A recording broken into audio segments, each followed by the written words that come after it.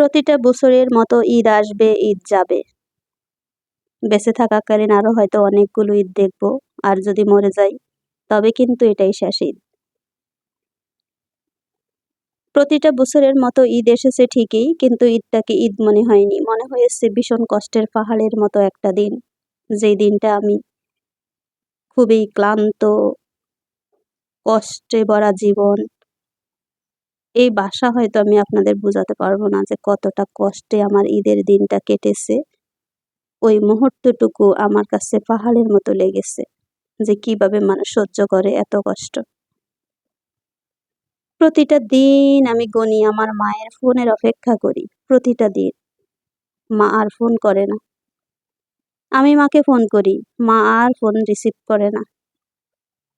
এই বছরটা ছিল আমার জীবনের সবথেকে কঠিন একটা ঈদ, যে ঈদে আমি মাকে হারিয়েছি। আজ আমার মা নেই পৃথিবীতে ২৬ দিন।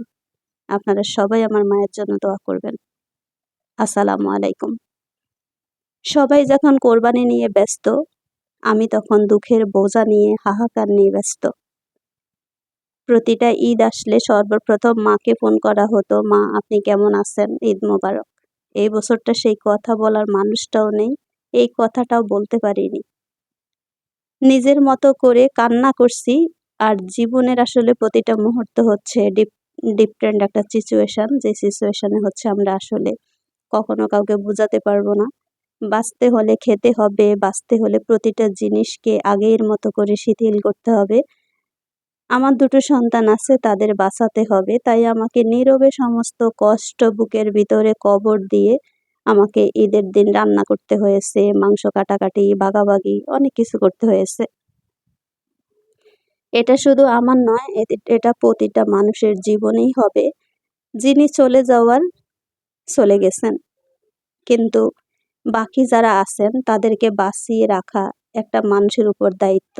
সংসারের যিনি দায়িত্বশীল, আসলে প্রত্যেকটা জিনিস তাকে দায়িত্বের সাথে বহন করতে হবে, যত কষ্টই হোক, কিচ্ছু করার থাকে না। আমারও কিন্তু সেটাই হয়েছে। ঈদের দিন সকালে ঘুম থেকে উঠে অনেকক্ষণ আগে মায়ের জন্য দোয়া করেছি, নামাজ পড়ে কান্নাকাটি করেছি আল্লাহর কাছে আমার মায়ের জন্য, মায়ের আত্মার মাগফিরাতের জন্য, সবকিছু কবরবাসীর আত্মার মাগফিরাতের জন্য। দোয়া করার শেষে আমাদের কোরবানি হয়ে গিয়েছিল সকাল 7:30 না 7:45। সর্বপ্রথমেই হচ্ছে আমাদের প্রত্যেকটা জায়গায় সিস্টেম আলাদা, কোরবানির যার যার জায়গায় সিচুয়েশন ওই রকম করে কোরবানির শেষে প্রথমে যেটা কলিজা ভুনা করতে হয়। আমাদের হচ্ছে যারা কাটিং করেন মাংস, আমি তাদের প্রতিটা বছরেই খাওয়া পাঠাই। কিন্তু এই বছর আমার মনটা অনেক খারাপ থাকা সত্ত্বেও, আমার মা মরে গেছেন, আমার মায়ের আত্মার মাগফিরাতের জন্য আমি সবার জন্য খাওয়া রান্না করতে হয়েছে। আলহামদুলিল্লাহ, আল্লাহ কবুল করুক, আমিন।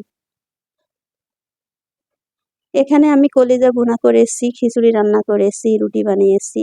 সবগুলো যদিও ভিডিওতে আনা হয়নি, কারণ আমি একা হাতে রান্না করেছি। ভিডিও করার মতো সেই মুহূর্ত আমার মানসিকতার অবস্থা খুবই খারাপ ছিল। অল্প একটু আমার মেয়ে করে দিয়েছে। আমার মেয়েটাও আসলে অনেক বেশি ব্যস্ত এখন, কারণ তার পরীক্ষা 2 তারিখ থেকে, ইন্টারমিডিয়েট পরীক্ষা, আপনারা সবাই জানেন। তাকেও আমি বলতে পারিনি আমার একটু ভিডিও করে দাও, কারণ আমার মেয়ের জীবন সুন্দর একটা জীবন হোক, সেটা অবশ্যই আমি মা হিসাবে কামনা করি।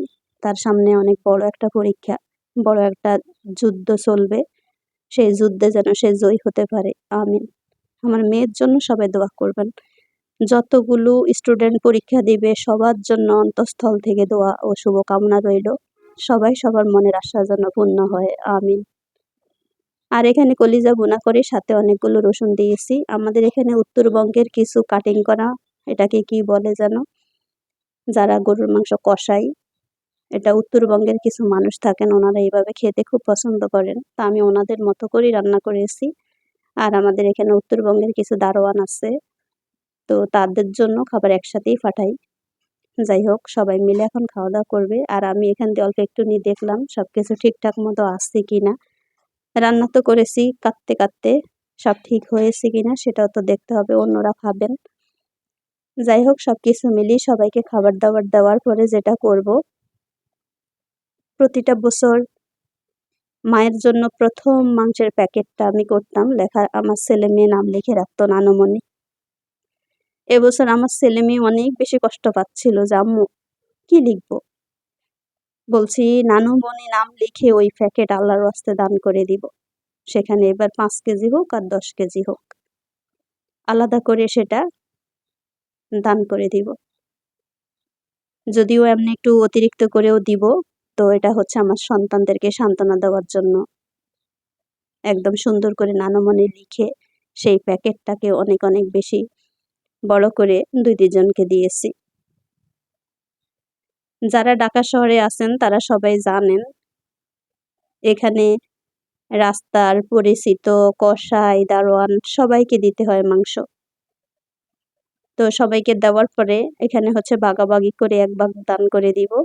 সেই দান করার জন্য আমি মাংসগুলোকে রেডি করছি। এই যে এখানে দেখতে পাচ্ছেন প্যাকেট করে নিয়েছি। এখানে কিছু দোকানদার আছেন, কিছু আমাদের পরিচিত মানুষ আছেন। এগুলো সবার জন্য ভাগাভাগি করে রেখে দিয়েছি। এখন একটা একটা করে সবাইকে ফোন করে বলে দিয়েছি আসতে, তারা আসার পরে সবার হাতে দিয়ে দিব। আর এই যে এখানে যে ট্রের মধ্যে ডিশের মধ্যে 2টা, এখানে হয়তো কত 5-6 কেজির মতো হবে। এই 2টা আমি দিব রাস্তার যে পথচারী তাদেরকে। কিছু পথ শিশু আছে আমাদের এখানে আশেপাশে থাকেন, তাদের জন্য এটুক। এই তো সবকিছু মিলিয়ে ভাগাভাগির পর্ব কিন্তু শেষের পথে। এখন আমি এগুলো সবকিছু সবার হাতে হাতে পৌঁছে দিব। আর আসলে সত্যি অনেক কিছু বলার ছিল, বলতে পারছি না, ইমোশনাল হয়ে যাচ্ছি। মায়ের কথা যখনই মনে আসে ইমোশনাল হয়ে যাই, কথা বলতে পারছি না। এখানে হচ্ছে আমরা আমাদের বাসার জন্য অনেক বেশি করে 1 পাতিল মাংস রান্না করে নিচ্ছি, যেহেতু মনের অবস্থা ভালো না, 2-3 দিন ছেলে মেয়ে কি খাবে তার জন্য একটু বেশি করে রান্না করে নিচ্ছি, যাতে ওরা ওদের মতো করে নিয়ে খেতে পারে। কখনো রুটি দিয়ে অনেকগুলো 15-50-60টা রুটি বানিয়ে রেখেছি, পরোটা বানিয়ে ফ্রিজ আপ করে রেখেছি, ওরা ওদের মতো করে খেতে পারে যেন। আর আমি যেই দুঃখিনী পৃথিবীতে, একমাত্র আমার মায়ের মেয়ে হচ্ছে আমি, আমার কোনো বোন নেই পৃথিবীতে, আমি একা। পৃথিবীতে যদি 20টা ভাইও হয়, ভাই ভাইয়ের কাজেই লাগে, বোন বোনের কাজে লাগে। আমার যেহেতু বোন নেই, আমি পৃথিবীতে সবথেকে বড় একা। আজকে আমি কত কাঁদি মায়ের মোবাইল হাতে নিয়ে, কত কাঁদি মায়ের শাড়ি নিয়ে, কত কাঁদি মায়ের কত স্মৃতি নিয়ে। আজকে আমাকে কেউ জড়িয়ে ধরে বলার নেই যে আপু তুমি আর কেঁদো না। কেউ সান্ত্বনা দেওয়ার মানুষ নেই পৃথিবীতে।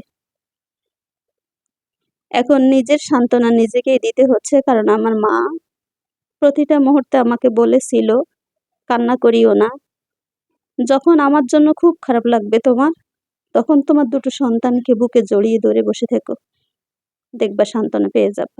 কিন্তু মা গো, সবাইকে জড়াই ধরি ঠিকই, কিন্তু মায়ের মতো লাগে না।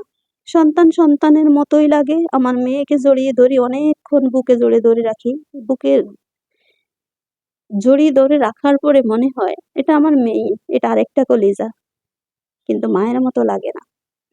জানি পৃথিবীতে যতই কাঁদবো মাকে আর খুঁজে পাবো না।